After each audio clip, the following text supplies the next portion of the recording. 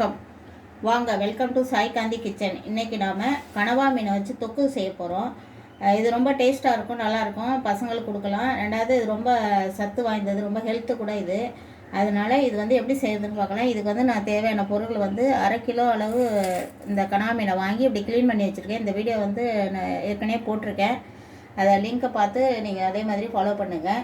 இப்போ இதெல்லாம் பார்க்கறதுக்கு முன்னால் என்னுடைய சேனலை சாய் காந்தி கிச்சன் சேனலை சப்ஸ்கிரைப் பண்ணுங்கள். அதில் ஆளுங்கிற பெல் பட்டனை கிளிக் பண்ணி வச்சுக்கிட்டிங்கன்னா நான் போடுற வீடியோஸ் எல்லாமே ரெகுலராக வரும், நீங்கள் பார்க்கலாம். நான் போடுற ஒவ்வொரு வீடியோஸும் நல்லா ஆரோக்கியமாகவும் சிம்பிளாக வீட்டில் உள்ள இன்க்ரீடியன்ஸை வச்சு தான் நான் செய்கிறேன். இதுக்கு எக்ஸ்பெண்டிச்சர்னு அதிகம் கிடையாது. வீட்டில் செய்கிறதுனால இந்த மாதிரி தொக்கு வீட்டில் செஞ்சு சாப்பிட்றது ரொம்ப நல்லது. ஹோட்டலில் சாப்பிட்டா ரொம்ப ரேட் அதிகம். இது எப்படி செய்யலான்னு பார்க்கலாம். இதுக்கு நான் அரை கிலோ க்ளீன் பண்ணி வச்சுருக்கேன். இது இடிக்கிறதுக்கு தேவையான பொருட்கள்னால் ஒரு 10 சாம்பார் வெங்காயம், ஒரு சின்ன துண்டு இஞ்சி, ஒரு 4-5 பூண்டு பல் உரித்து வச்சுருக்கேன். இது போதும். இதோட 1 டீஸ்பூன் சோம்பு சேர்த்து நம்ம இடித்து வச்சுக்க போகிறோம். இப்போ இதுக்கு தேவையான தக்காளி 2 தக்காளி பொடி பொடியாக கட் பண்ணியிருக்கேன். 2 பெரிய வெங்காயத்தை பொடி பொடியாக கட் பண்ணியிருக்கேன். 2 பச்சை மிளகாயை பொடியாக கட் பண்ணியிருக்கேன். இந்த டிஷ்ஷுக்கு தேவையான மசாலானா என்னென்னா 1 டீஸ்பூன் மிளகு, 1 டீஸ்பூன் சோம்பு, அரை டீஸ்பூன் மஞ்சத்தூள். இது அரை மூடி தேங்காயை விட கம்மியாக இந்த மாதிரி எடுத்து பொடி பொடியாக கட் பண்ணியிருக்கேன். நீங்கள் வேணால் திருவி வேணாலும் வச்சுக்கோங்க. இதுக்கு தேவையான மிளகாத்தூள் என்னென்னா தனி மிளகாத்தூள், வீட்டில் உள்ள தனி மிளகாத்தூள் தான். இது மல்லி வீட்டில் குழம்பு மிளகாத்தூள் யூஸ் பண்ணக்கூடாது. இந்த மாதிரி தனி மிளகாத்தூள் எடுத்துக்கிட்டால் டேஸ்ட் நல்லாயிருக்கும். இதை எப்படி நம்ம ரெடி பண்ணுறதுன்னு பார்க்கலாம். இதை முதல்ல இந்த மாதிரியான ஒரு ஆழாக்கு ஒன்று எடுத்துக்கோங்க. அதில் இது உள்ளே போட்டு நல்லா இடிச்சுக்கோங்க. இதை மிக்சியில் அரைக்க வேணாம், மிக்சியில் அரைச்சா டேஸ்ட்டு டிஃப்ரெண்ட்டாக இருக்கும். அதனால் இதை எப்படி இடிக்கலாம் அப்படின்னு பார்க்கலாம். இதை இடித்து உங்களுக்கு இந்த மாதிரி இது இல்லைன்னா மிக்சியில் அரைச்சிக்கோங்க.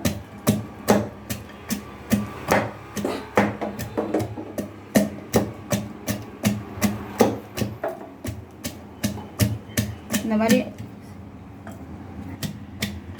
இப்போ இதை நல்லா நைஸாக அடிச்சுக்கோங்க. இடிக்கிற கல் இருந்தால் இது நல்லாயிருக்கும். வெளியில் இது பண்ணாது, நல்லா பேஸ்ட்டாக இதில் இடிச்சிடலாம். இந்த மரக்கட்டையிலையும் இந்த சப்பாத்தி கட்டை ப்ளஸ் இதில் இடித்தா நல்லாயிருக்கும். கல்லில் இடிக்கிறத விட இது நல்லா இடிபடும். இதை அப்படி இடித்து 1-2 அடித்தா போதும், ரொம்ப பேஸ்ட்டாக வேண்டியதில்லை. இதை இப்போ அடுப்பு பற்ற வச்சுக்கலாம்.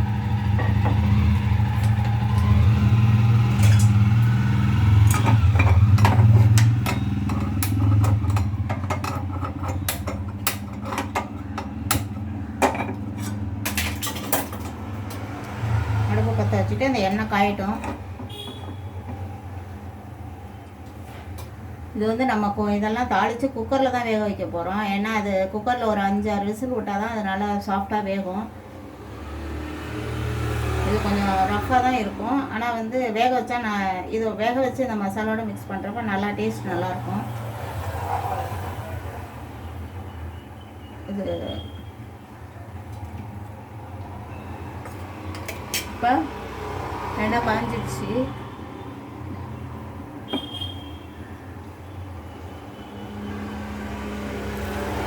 கொஞ்சமாக சோம்பு போட்டுக்கலாம், ரொம்ப அதிகம் தேவையில்லை. வேறு இதுக்கு எந்த மசாலாவும் நான் யூஸ் பண்ணலை. ஏன்னா இதில் உள்ள நம்ம அரைச்சி போடுற மசாலாவே நல்லா டேஸ்ட் நல்லாயிருக்கும், வாசனை வரும்.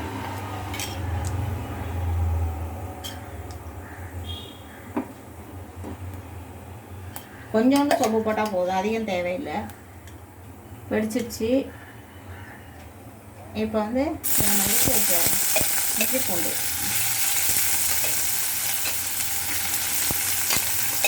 இந்த மாதிரி இடித்து போடுறதுனால வாசனை டிஃப்ரெண்ட்டாக இருக்கும். நீங்கள் மிக்சியில் அரைச்சி போடுறத விட இந்த டேஸ்ட்டு டிஃப்ரெண்ட்டாக இருக்கும். இதே மாதிரி ட்ரை பண்ணுங்கள்.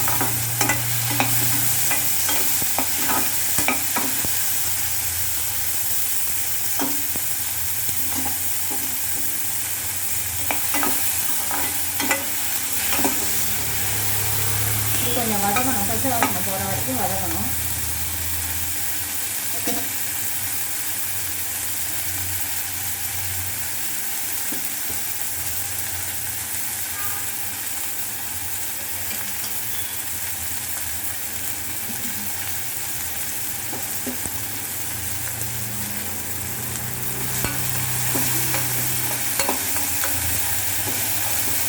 கொஞ்சம் வதங்கிட்டு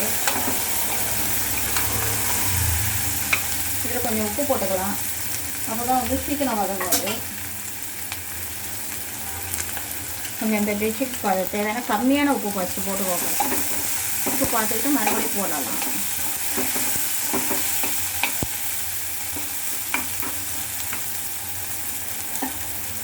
வதங்கிடுச்சு. இப்போ வந்து அந்த பச்சை மிளகா போடலாம்.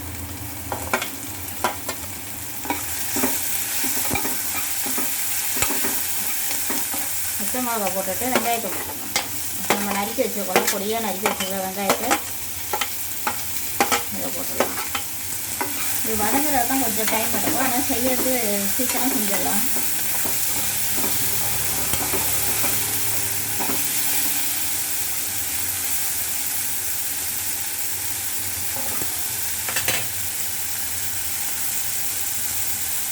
கொஞ்சம் எண்ணெய் அதிகமாக தான் தேவைப்படும், ஏன்னா இதெல்லாம் வதங்கணும்ல. அதனால்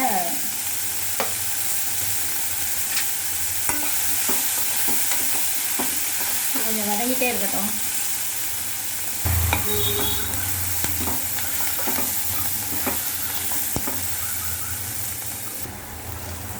இதனால் வதங்கிடுச்சு, வெங்காயம் வதங்கிடுச்சு. இப்போ வந்து நம்ம இந்த தக்காளியை போட்டுக்கலாம்.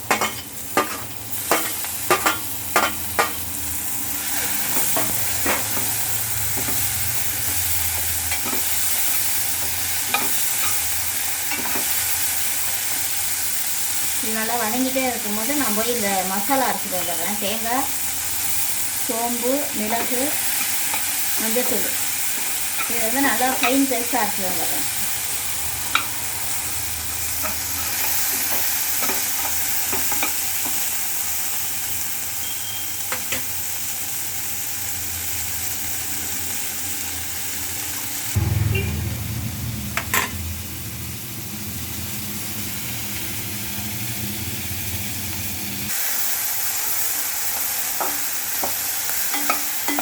இப்போ இந்த மிளகாத்தூள் போட்டுக்கலாம். இதுக்கு தேவையான மிளகாத்தூள் வந்து ஒரு 2 பெரிய ஸ்பூனால் 2 ஸ்பூன் அளவு போதும். உங்களுக்கு காற்றுக்கு தகுந்த மாதிரி போட்டுக்கோங்க. இது வந்து நிறைய வெங்காயம் தக்காளியெல்லாம் நம்ம போட்டுக்கிறதுனால இது சரியாக இருக்கும். இப்போ வந்து இந்த க்ளீன் பண்ணி வச்சுருக்கிற நல்லா அலசி வச்சுருக்க இந்த கனவா மீனை வந்து நம்ம இதில் போடுறோம். இதை போட்டுட்டு நல்லா வதக்கிக்கிறோம்.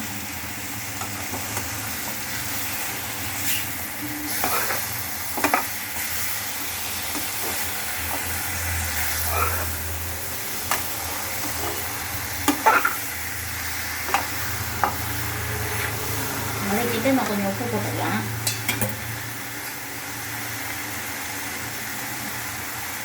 இப்போ வந்து நம்ம இன்னொரு பாத்திரத்துக்கு மாற்றிடலாம். இதை குக்கருக்கு மாற்றிடலாம். இதில் கொஞ்சோண்டு தண்ணி ஊற்றிருக்கேன். நான் ஏற்கனவே தண்ணி ஊற்றிருக்கேன். இதில் வந்து அப்படியே இதை வந்து ட்ரான்ஸ்ஃபர் பண்ணிடலாம். ஏன்னா இது வந்து வேகத்துக்கு ரொம்ப டைம் எடுக்கும். குக்கர் விசில் போட்டால் தான் இது வந்து வேகும். நம்ம அப்படியே இதை வந்து இது பண்ண முடியாது. இதை போட்டு இந்த மசாலாவோடு இது போட தனியாக வேக வச்சு போட்டால் அவ்வளோ டேஸ்ட் நல்லா இருக்காது. இந்த மசாலாவோடு இந்த மாதிரி நம்ம ஒரு 3-4 விசில் விடணும். அதுக்கு விட்டால் அதில் நல்லா மிங்கிளாகி டேஸ்ட்டு சூப்பராக இருக்கும். பெருசாக நம்ம வந்து வேக வச்சு போட்டோம்னா அந்தளவு அதோட மசாலா சேராது.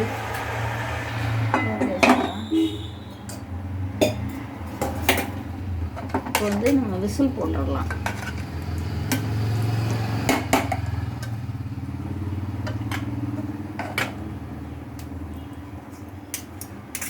இதிலே தேவையான உப்பு, புளிப்பு, காரம் எல்லாம் கரெக்டாக இருக்குது. இது நல்லா இது வெந்துச்சுன்னா இன்னும் டேஸ்ட் நல்லாயிருக்கும்.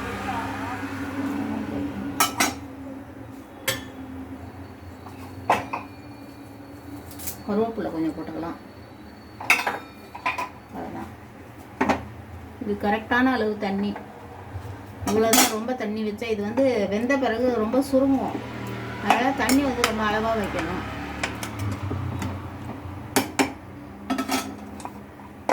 இப்போ வந்து மூடிட்டு விசில் போட்டுடலாம்.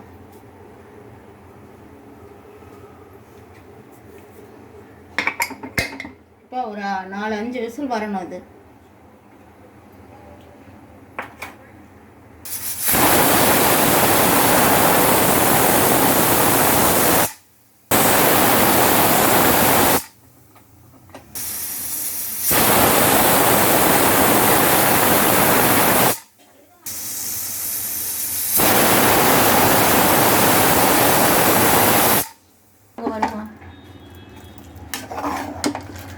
இப்போ வந்து இந்த பாத்திரத்தை வந்து மாற்றிக்கலாம். நம்ம ஏற்கனவே வதக்கி வச்சுருந்தோம்ல அந்த பாத்திரத்தையே யூஸ் பண்ணிக்கலாம். அதிலே கொட்டிடலாம். ஏன்னா நம்ம ஏற்கனவே தாளிச்சிட்டோம் அது. அதனால் இது வந்து நல்லா கொதிக்கணும். வத்தணும் வந்து கிரேவி மாதிரி வரணும். இதில் நம்ம இன்னும் மசாலா அரைச்சி வச்ச மசாலாவை இதில் நம்ம மிக்ஸ் பண்ணணும். நம்ம ஏற்கனவே இந்த தேங்காய், மஞ்சத்தூள், மிளகு, சோம்பு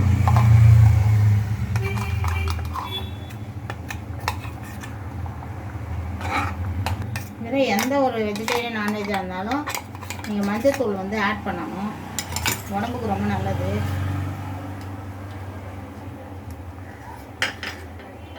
ஏற்கனவே தனியாக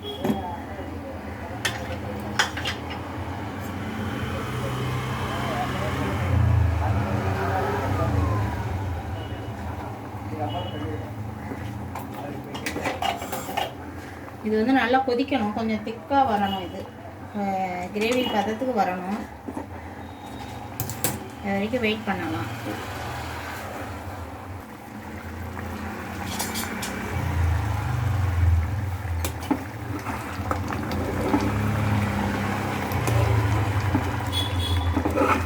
வாசனை நல்லா இருக்கு.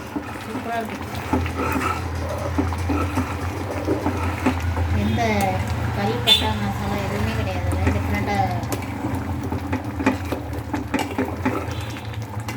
பட்டா கிராம்பு ஏலக்காய் அந்த சிக்கன் வாசனை இல்லாமல் இது நல்லா இருக்குது. இதை கொதிக்கணும்.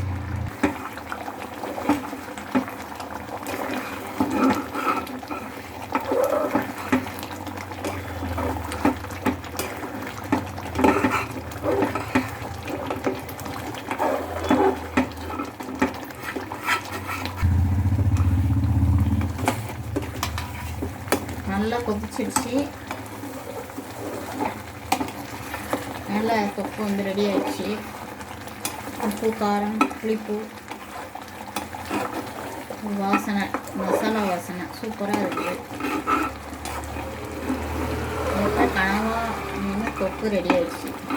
இது வந்து சப்பாத்தி கூட, சாதத்து கூட, தோசை, இட்லி கூட ஒரு 5-6 பேர் சாப்பிட்லாம். இந்த அளவு இருக்குது. 1/2 கிலோ வாங்கினா அவ்வளோ பேர் சாப்பிட்லாம். நம்ம ஹோட்டலில் ஆர்டர் பண்ணி சாப்பிட்டோம்னா நம்ம ஃபேமிலிக்கு பத்தாது. வீட்டில் செஞ்சு சாப்பிட்டா நிறைய பேர் சாப்பிட்லாம். ஆரோக்கியமாகவும் இருக்கும். இந்த கனவா மீன் தொக்கு சாப்பிட்டு பார்த்துட்டு டேஸ்ட் எப்படி இருக்குன்னு சொல்லுங்கள். கமெண்ட் பாக்ஸில் எழுதுங்க. என்னுடைய சாய்காந்தி கிச்சன் சேனலை சப்ஸ்கிரைப் பண்ணுங்கள், லைக் பண்ணுங்கள், ஷேர் பண்ணுங்கள்.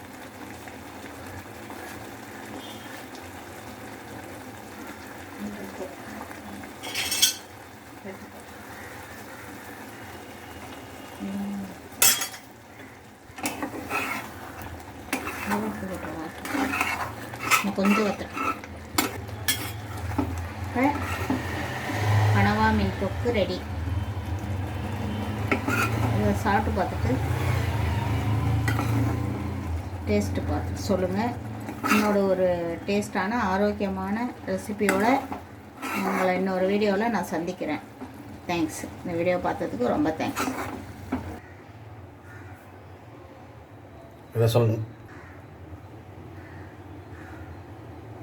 இப்படி சைடில்